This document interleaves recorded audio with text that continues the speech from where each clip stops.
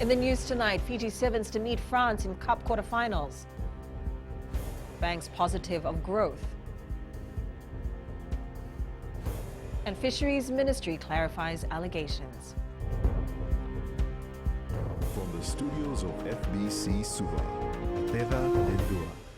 A few more hours from now, the new 2018-2019 World Sevens Rugby Series champion will be crowned. The race for the title is between USA and Fiji.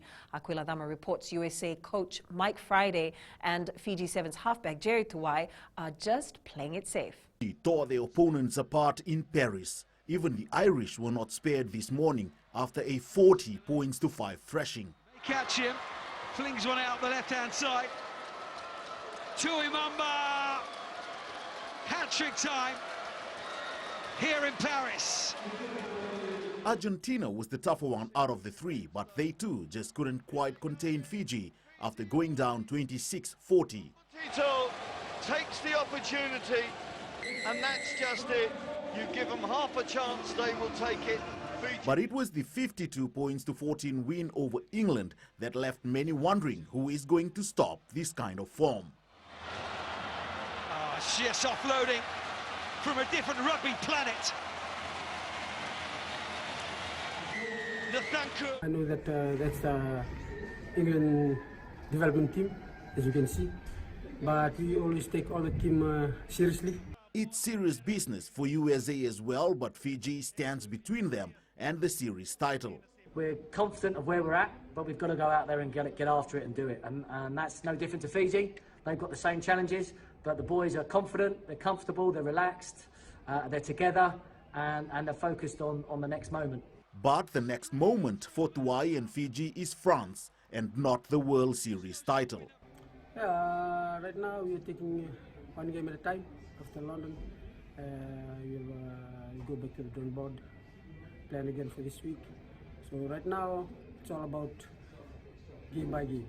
So our mind is not yet on the World Series. Fiji and USA are expected to meet in the first Cup semi-final. I mean, it is what it is, right? Both teams going all out, need to win 6 games. It's 2 points between us. Everybody's destiny is in their own hands, so it's in Fiji's hands like it's in our hands. But whose hands will get to hold the World Series title tomorrow morning? Aquila Dama, FBC Sports. There are claims that there is some pressure on banks in the country to get in more deposits from their customers. Fiji Bank and Finance Sector Employees Union National Secretary Sailesh Naidu says they talk to their members on a regular basis, and increasing deposits has come up in deliberations. However, Ana Ravulo reports that according to the Association of Banks in Fiji, this is not the case. FBC News had questioned the banks union if banks are reluctant to give loans to customers, and it seems to be the case for some. Because if you look at the figures in the major banks, except for 1 or 2, they have been lending money to the market, and the gap between the deposits and the loans figures has been narrowing down for some time now, no? Naidu says there's a lot of discussion in the market, and they are aware that some banks are requesting more deposits into their system. However, the chair of the Association of Banks in Fiji, Rakesh Ram, says that he is not aware of banks putting pressure on their staff to do this. I am not aware, or I have not been advised, or we have not discussed anything in that regard, that banks are tightening up their lending or are seeking for a higher level of deposit to lend money. We have adequate liquidity to meet our requirements, and we have never restricted anything on the lending front. So for us, it's business as usual. The chair of the Association of Banks says every bank has its own strategy of money being deposited and loaned to their customers. Ana Ravulo, FBC News. All cacao and donu that will be confiscated during the seasonal ban will be discarded. Fisheries Minister Semi Korelavisau made this clear following several allegations that the ministry uses the confiscated fish. Savai Ratambua reports. The Fisheries Ministry has stated there are procedures to be followed when cacao and donu are confiscated before they are discarded. I know that last year there was some news going around, especially in social media, that the fisheries were eating the confiscated species. But we want to assure the people of Fiji we can't be doing it because we are the ones that are regulating it. Corolla-Bissau says actions will be taken if some officers are found consuming the confiscated fish. Permanent Secretary Greg Strong says some of the seized fish will be made as evidence. We do have chain of evidence capacity this year where we will, those who are obviously breaching at a larger commercial level, we will need to produce that evidence. So it's about us keeping custody of that evidence until we can go through the process. But my assurance to the people of Fiji is that what is confiscated is used to be evidenced and then it is destroyed. The ban is from June to September, covering the peak breeding months of Kaukaua and Donu, which are rapidly declining in Fiji. Sabera Tambua, FBC News. Analysts from the Fijian Competition and Consumer Commission will go through financial information of Energy Fiji Limited for the past 10 years. Commission's Chief Executive Joel Abraham says they will do this in order to verify EFL's submission to increase tariff rate by 17.27%.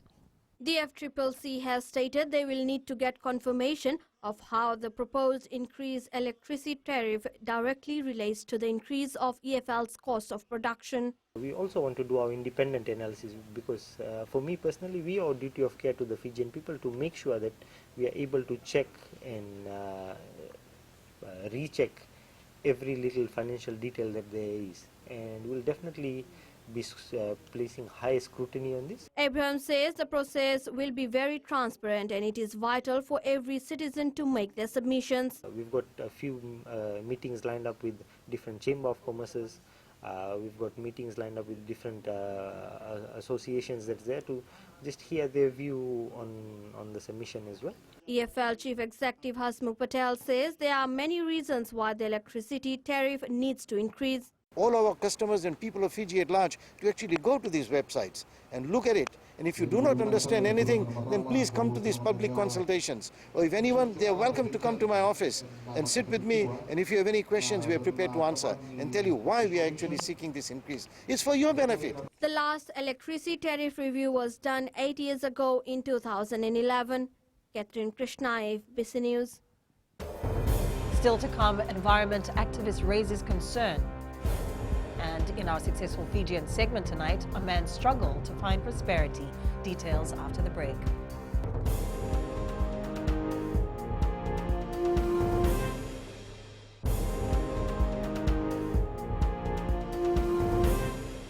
Concerns continue to be raised on the proposed construction of a hydro dam in Namosi.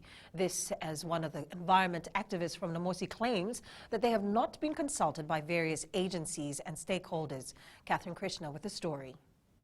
Anaweta Vukaloto says they conducted a survey within their communities whereby it was revealed that 90% of the villagers are against the proposed construction. Just the mandate from only one person. If you go through the survey, I got the survey with me. If you go through the survey, you will definitely see that majority of the Namatanga Nambuke members, they say no to mining. Just imagine, only 8%. 3 hydro dams have been proposed to be built on the land owned by the villages of Wainikoro Luva, Waini Kovu and Waivaka in Namosi. Vukaloto says the project to some extent is affecting their food source. We got photographs of the eels. They change the color from green to white. And the fish, when we eat the fish, it changes its color. Meanwhile, the Permanent Secretary for Environment, Joshua Wycliffe, told FBC News that all these issues are covered and will be addressed by the Environmental Impact Assessment. He says if there are other issues, then they will meet the activists. Catherine Krishna, FBC News. Employers are responsible for registering their workers within the first month of employment.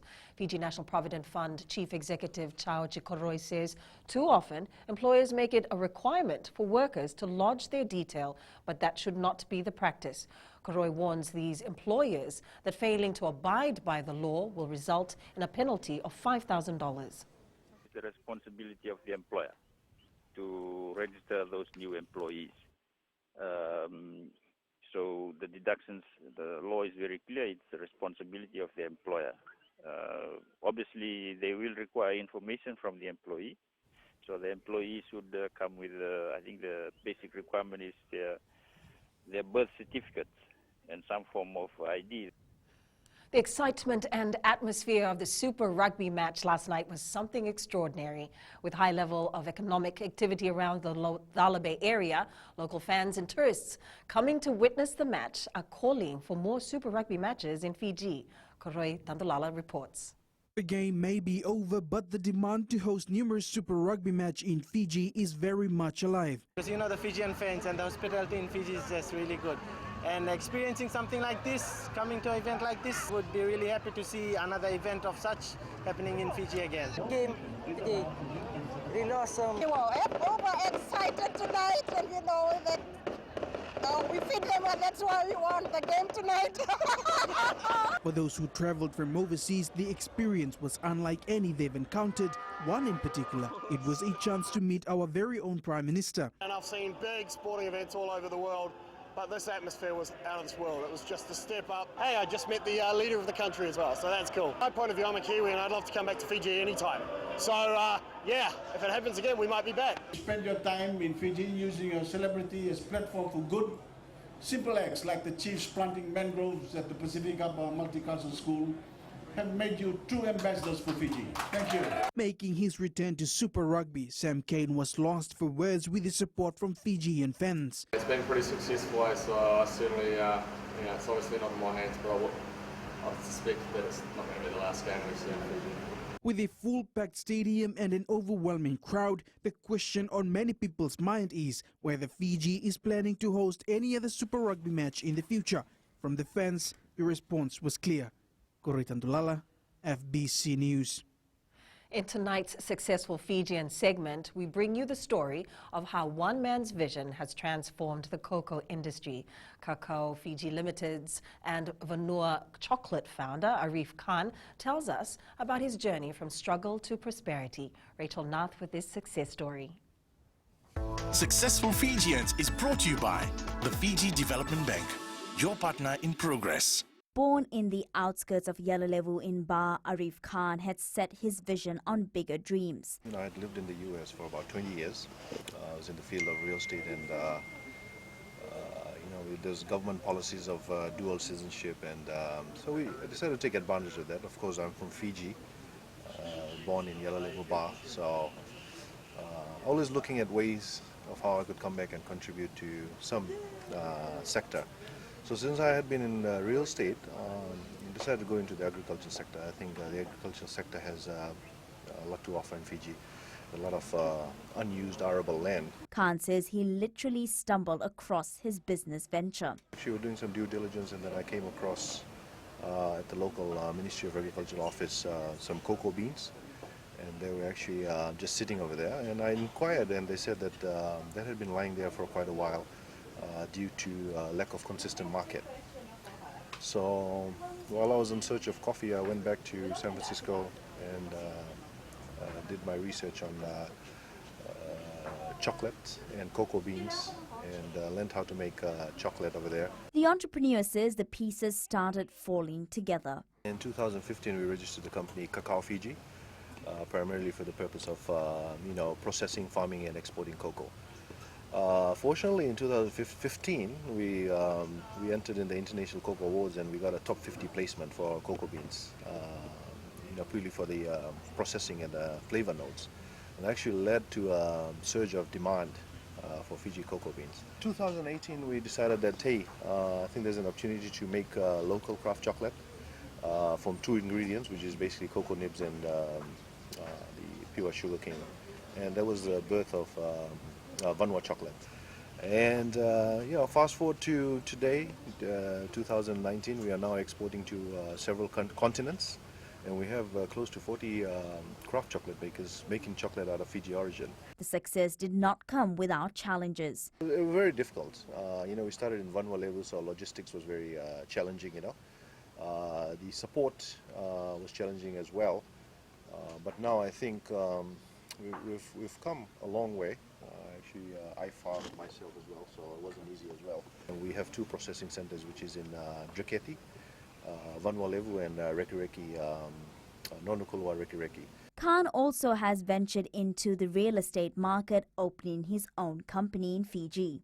The 46-year-old says opportunities for success are endless with the right attitude and determination. Anything is possible.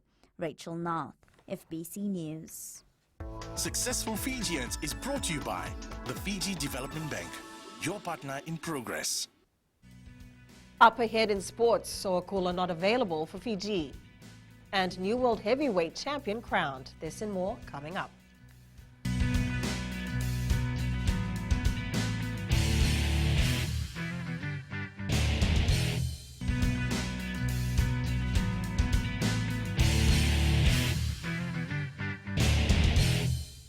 Chiefs number 8, Peter Gus Soakula, will not be available for the Flying Fijians in this year's Rugby World Cup.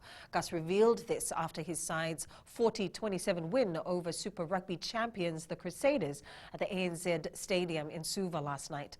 Aquila Dama with the details. Former national basketball rep Peter Gus Soakula will be available for Fiji in 2 years' time, and he has informed the Flying Fijians coach of his decision. He's been contacting me, and I say I'll wait for another 2 years because he's been a good squad, he's been picked, so I'll just wait for another 2 years. Gus, who last played at the ANZ Stadium in the 2016 Maori Sevens, also acknowledged the local fans. It's been really an awesome feeling, playing in front of the home fans, and we're thankful for the turnouts and big learnings. It's just taking every step, every game, every weekend, and learn, get good learnings out from it, and then we'll learn on the next game. Meanwhile, Chiefs captain Sam Kane says Fijian fans are the best in world rugby. Fijians' passion for rugby is unmatched in my opinion anywhere in the world. To come out here, over an hour before kick-off, the stadium's packed. You just feel that the atmosphere is just so much fun. Just cheering and supporting good running rugby, and luckily for them, it was a heck of a spectacle tonight. So the Chiefs have kept their Super Rugby playoffs alive by shocking the Crusaders 40-27, and they are on a bye next weekend. Aquila Dama, FBC Sports. Fiji Sevens rover Vilimoni Botitu continues to lead the overall World Series performance tracker. Botitu has 341 points at the moment, followed by Max McFarland of Scotland with 321. Botitu is one of the 3 Fiji Sevens reps nominated for the Rookie of the Year award. The 20-year-old leads the offload stats with 47, while Ratumeli Dernalangi is second with 43. Aminiasi Tuimamba is second on the overall World Series try-scoring list with 44, and Alusia Nanduva is fourth with 36 tries. The Paris Sevens continues tonight, and in the first Cup quarterfinal, Fiji will meet France at 9:28 p.m. USA plays Kenya at 9:50 p.m. New Zealand take on Argentina at 10:12, while South Africa faces Samoa at 10:34 tonight. You can watch the Paris Sevens live on FBC TV. The Vodafone Fiji residents hammered Tonga residents 54 in the first match of the Tri-Series at Churchill Park last night. Fiji dominated most parts of the game and led 24-4 in the first half. In the second half, the Fiji residents were again in control as they worked their way through the Tongan defence. Fiji scored a total of 10 tries. The two teams will meet again next Wednesday at 3 p.m. at the ANZ Stadium. Fiji Mbati head coach Brandon Costin says the team has done a lot in their short time together. I'm very happy. Together, the 17 players and myself, we sort of sat down and tried to come up with a plan that would be able to build some pressure on the opposition. And full credit to those young men. They went out and they did as disciplined a job as they could. It was never going to be perfect. This is our first time together. It's my first time coaching these young men, and there's a lot of promise in that side, and I think there's big times ahead. The Bar football team defeated Lautoka 4-1 in their Vodafone Premier League match in Churchill Park, Lautoka, this afternoon. Bar looked sharp from the first whistle and were constantly on the attack. Bar was leading 2-0 in the first half following goals from Sola Wanga and Sanaila Wanganithakau. Veteran Avinesh Warren Swami scored twice in 4 minutes to seal the deal and give coach Shalen Lal a major boost heading into the second round of VPL. Lotoka's goal came from a free kick to Poasa. Our mission was to gain 3 points from this game and bonus for scoring 4 goals. And yes, I think the boys, they really played well. Heads off to the boys, especially in the second half when we were pressured a little bit by Lotoka and they maintained the momentum. And of course, we played a better team, though they had very young side. And of course, I think they really matched us well today in this game. Liverpool has won the Champions League trophy for the 6th time after beating Tottenham 2-0 in Madrid earlier today. Goals from Mohamed Salah and Divock Origi was enough for Liverpool to lift the title. Waits. It's Salah who's put Liverpool in front. In by Milner.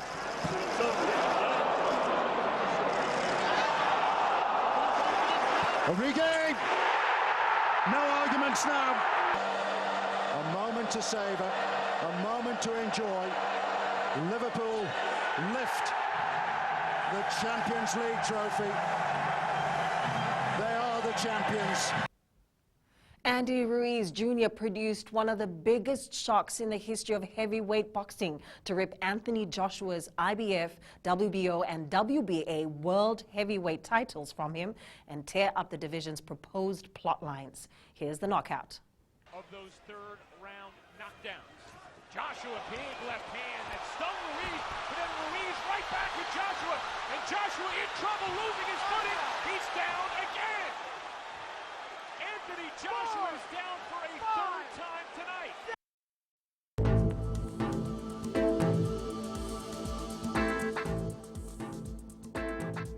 Cloudy periods with brief showers over the eastern parts and the interior of the larger islands. Many fine weather elsewhere. Taking a look at the west, a beautiful sunny day from all the areas in the Western Division. Eastwards from Pacific Harbour to Suva, it was a mixed day of sun with patchy clouds and brief showers. And up north, it was mostly sunny. At sea, east to southeast winds 10 to 15 knots, winds increasing to 15 to 20 knots and becoming predominantly southeasterly from later today. Moderate to high seas. For the tides, the next high tide is at 5:27 a.m., followed by low tide at 11:54 a.m. Sunrise is at 6:31. For tomorrow, beautiful sunny weather expected right across the country. And looking further to Monday, brief showers over the eastern parts and interior of the larger islands, mainly fine elsewhere. Recapping the main stories, Fiji Sevens to meet France in Cup quarterfinals. Banks positive of growth, and Fisheries Ministry clarifies allegations. For these stories and others, you can also tune in daily to our sister radio station, Gold FM. Now to our poll question segment. This week we're asking, should Gareth Baber maintain the core of the Sevens team for Olympic Games? Visit our FBC website to answer. You can send us your newsworthy pictures and videos on email fbcnews@fbc.com.fj or share it with us via our Facebook page, FBC News, or you can also follow and tweet us your news tips at FBC News or simply hashtag FBC News. And that was your news for tonight. From the team and I, have a wonderful evening. Good night.